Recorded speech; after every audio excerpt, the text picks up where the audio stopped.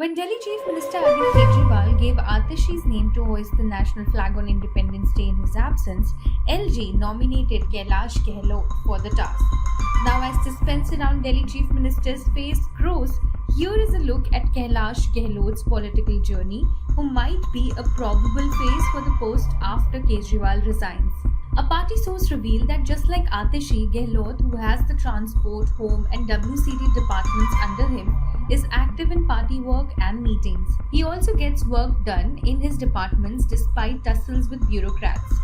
Kailash Gehlot is a cabinet minister in the Delhi government.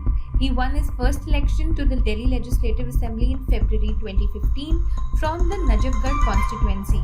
Currently, he holds the administrative reforms, transport, revenue, law, justice and legislative affairs, women and child development and information and technology portfolios. According to his bio, Gehlot has a long-standing commitment to public service as a philanthropist, educationist and entrepreneur for social change.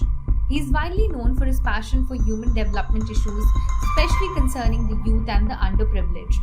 Born on 22nd July in 1974, Gehlot belongs to Mitrao village in Najafgarh, where his family has lived for over 9 generations and has been working for the people of the area.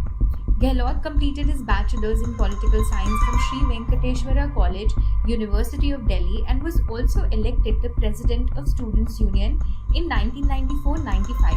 Next, he pursued LLB from Faculty of Law, University of Delhi, and also his LLM from Faculty of Law, University of Delhi. Professionally, Gehlot is an advocate in the Supreme Court and Delhi High Court with over 16 years of legal practice with a distinguished set of clients across sectors. During 2005 to 2007, Gehlot was also elected as Member Executive in Bar Association of High Court of Delhi.